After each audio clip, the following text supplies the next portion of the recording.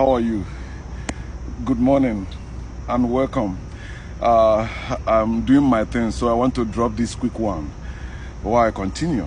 And it's about African culture under strange influence. You know, I just came back from my hometown, Umuchu, which is in Biafra land in West Africa. And I noticed something about burial. African culture is now under strange influence. It's not a new thing. That's why, you know, Africans can say they are Christians, they are Muslims, they are Jews, because they are under strange influence, strange religions, strange politics, strange culture, strange tradition, everything strange, but African. So, but what we are doing, the woke nation are doing, is to wake our people up, for us to see that what we have, our African culture, is the original.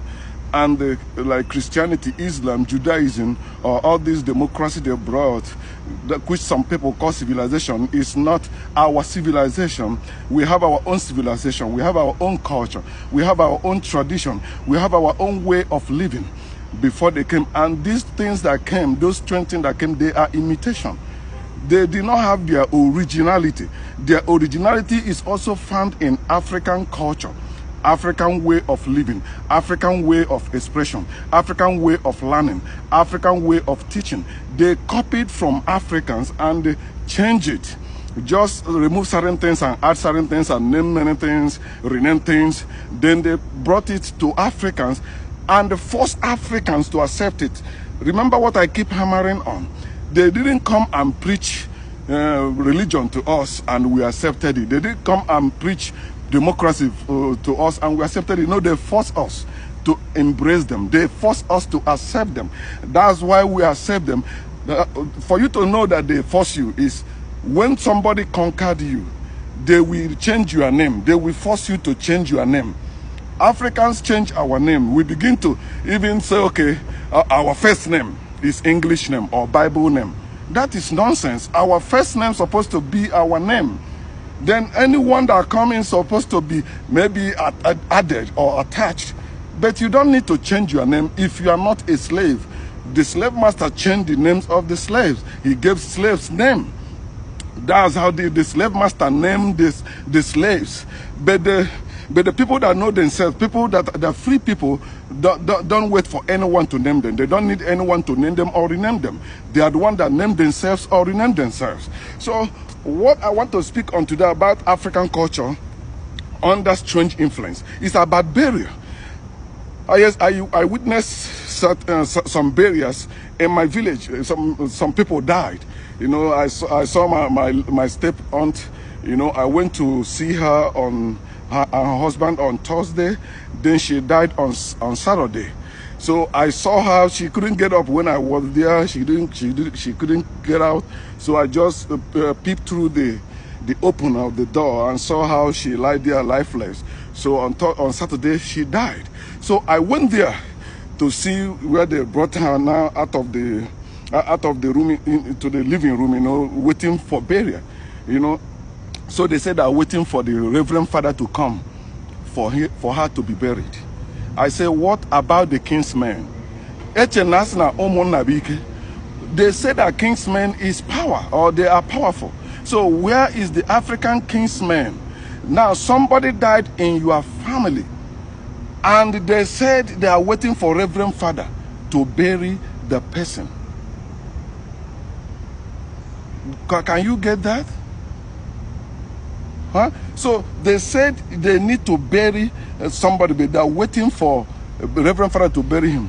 Nekambami said, just like also the clothes you are wearing, boss. No, it's not true, sis. If you know your history, you will know it's not true. White people are not the one that invented clothes. Our ancestors did. The clothes I'm wearing was not by white man invention. That's another lie our people believe. You think white men brought civilization of wearing clothes? No. Our people clothed white people. Our ancestors were wearing clothes before white people were naked in caves. Our people were building houses before white men came. So the shirt I'm wearing is not white man's shirt. I used to believe that nonsense because that's what they use Christianity to taught us. They taught us that the white man brought civilization to us. No, your culture is your own civilization. Our people weren't naked. All our people know. If you go to Egyptians, their history, go to Ethiopia, go to Nubians, they were wearing clothes. And if you live in the part like in West Africa today, and you are wearing clothes, don't you see how uncomfortable you are? Your ancestors are still wiser than you because why are you covering your body under it? Even in America here, the reason why I'm wearing this shirt is because the sun is just coming out. This is early morning in America. But when afternoon comes now, I will take off this shirt. You see people running without shirt because it is common sense. Why are you wearing clothes where you're supposed to be naked? The only thing you are covering is what you call private part. And our people weren't covering their breasts. Our women weren't covering their breasts. Or they used to wear string to keep the breast from flapping because it flaps, and not all breasts flap. So a girl that is growing up with still pointed firm breasts don't need any brazy or whatever you call it. You're supposed to think, you think our ancestors were naked, you are stupid. And you believe that God created man naked, and you believe worshiping that God. You believe in that God that created somebody naked. But you were born naked. Then you can cover yourself either with anything you want. If you want to cover. If you don't cover yourself, it does not make you uncivilized person. It does not make you less human being. Alright, so when you are talking about clothes, the clothes I'm wearing is made by a human being like me, not by a white man. My ancestors started wearing clothes before white men came on the scene. Our ancestors were wearing clothes, but you don't wear clothes under hot weather. If you live where it's cold, of course, common sense will tell you to wear clothes. If you live where it's not cold, unless you're an animal, their skin is their clothes, right? They have hair. You don't have hair as animals. So, like the fish in the river, their skin is their covering, right? And our skin is supposed to be our covering. So why all this film about nakedness is still the influence of the white man, right? They make you think, oh, if you hold another man, you are gay. They make you think if you don't wear shirt, you are uncivilized. That's nonsense. But let me go back to what I'm saying about burial. It still happened in Igbo land. Somebody died. You are waiting for pastor to bury the person. You are waiting for Reverend Father to bury the person. What happened to Omonna? Imagine Omonna came and dug the grave. Omonna, not the Reverend Father that came to dug the grave. Omonna did it. Then they said are waiting for the priest to come. To do what? The priest that could not keep her from dying. You are waiting for priest to come. If you are waiting for priest to come and raise the dead, that's different. Like in Dorcas in the Bible, they say when Dorcas died, they keep the body waiting for Peter to come and raise her from dead. And Peter came and raised her from dead. But remember, it's in the Bible. There's no pastor, there's no man of God that have come to raise the dead. They always come to bury the dead. They make burial arrangements. They check your book to see if you are owing or not, for them to determine whether to come or not. So in the Bible, they said that Jesus raised the dead. He raised Jairus, he raised Lazarus, he raised the centurion daughter. In the Bible, right? Okay. And Jesus said you should raise the dead, not bury the dead. But what Jesus said in Luke chapter 9, he said, let the dead bury the dead. In other words, let the relatives of the dead bury him or her, because that's his family. But what Christianity especially has done to us is destroying our way of living. We now live under strange influence of religion instead of living as a people the way we used to be, the way we're supposed to live. Now we are waiting for a Reverend Father to give us sign or to give us go-ahead order to bury our dead body. That is nonsense. We're supposed to come out of that influence. We're supposed to come out and live as a people. If somebody died, why are you waiting for a stranger to come and bury the person?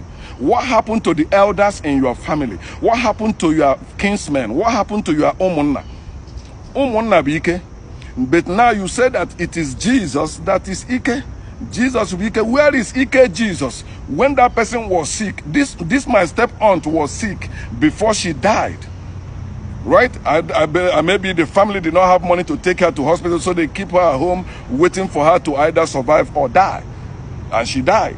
right? Then where was the priest when she was sick? The priest supposed to come, according to the Bible, anoint her with oil and raise her up, or Reverend Fathers, they use holy water. Where was the power of the holy water to keep her alive or to heal her? It was not there. Where was the name of Jesus to heal her? It was not there. But when she died, now they're waiting for the church to come and do what? To come and say what? To come and... What are we doing as a people? I tell them, nothing will make me contribute a dime for any church to bury anyone in my family. Nothing will make me contribute a dime to take any dead body to mortuary in my family. Whether it's my parents, my siblings, or myself or anyone. None. I will not do that. We must follow our way.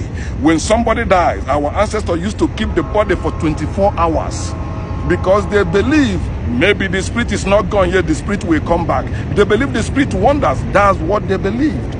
But today, somebody just died. They say, doctor says he's dead. Boom, mortuary. Either they put they said now they inject chemical in the body that dry up the body. Before they used to open the stomach and take out the intestine and all that to keep the body. Yeah, but we don't need all that. That's when it comes to how people live. You see, the Muslims, Islam copied the ways of Africa. That's why when somebody died, Muslims, they don't keep that. They don't take that person to mortuary. They don't buy a coffin to bury anybody. They just open ground and bury the person with mat. And you African Christians that read the Bible, have you seen where they bury anyone in the Bible with coffin? No. So why are you spending that huge amount of money for coffin? Instead of you just wrap the person, it's a body, it's a dead body. You are going to throw it in the ground. But you see you are a Christian. You claim to have wisdom. You claim to be smart, especially you Igbo people. And you buy gold coffin to bury your father, to bury your mother, to bury somebody. You say you are giving them befitting burial. Nonsense. Give them befitting life first. You are not living a befitting life until you live your own life. You live your own way of living, your own people way of living. That's how you're supposed to be living. So you're supposed to know who you are by knowing your ancestors, knowing your way of living. Most of us, we don't know. Even myself, I don't know all our way of living. The more I come in contact with them, the more I share it and I dive into it. I don't want to leave it behind. I don't want to go with the outside one. I want to go with what is mine, what is ours. He said, from what I saw, the ancestors was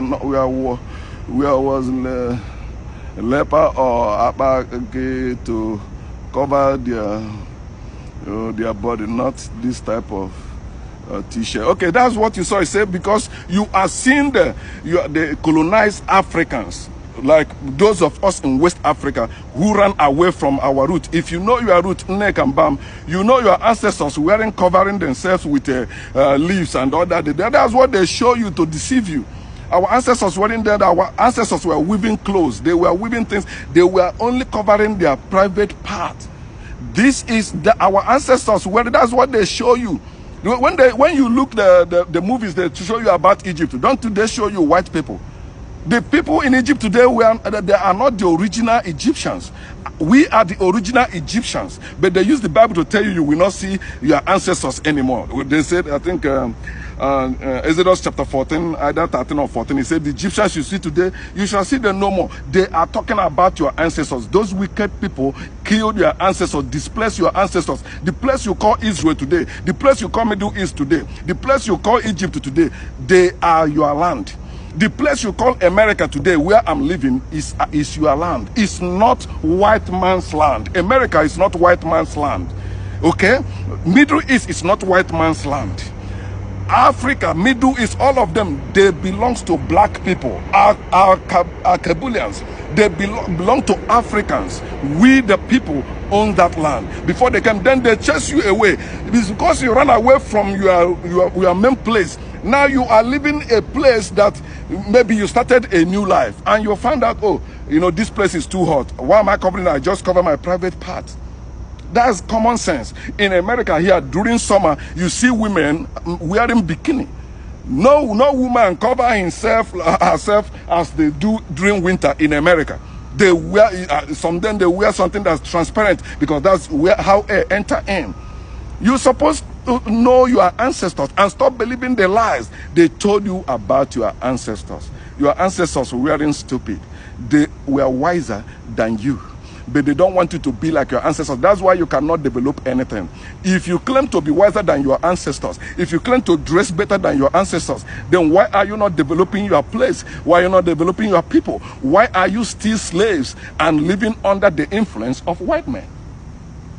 And when your ancestors, your own brothers and sisters do something, you say, no, it is white people that did that. No, know your own roots. Know your own ancestors. Africans are the original. White men are fake. They are imitation. And that's why they keep using gun to keep you under. They can't use common sense. They can't use maybe natural thing. No, they devise things which are against nature. But you are part of nature. So go back to the barrier.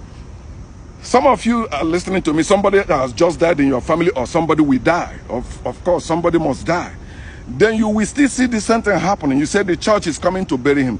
Now there's this catechist that died when I went, so they buried him when I was in the village. So the wake keep, everything was done by church. You know, the first day of the burial, it was church program all through. Now they said the second day will be the day Umunna will do their own. Umunna now, they are seconds. They are, they are in attachment. They are no longer in the main thing. They, after the church have done the whole thing, then Umunna will come. And the second day they said that will be the day of Umunna. The church started earlier. I think they stopped maybe in the middle of the day or evening. Then Umunna came in.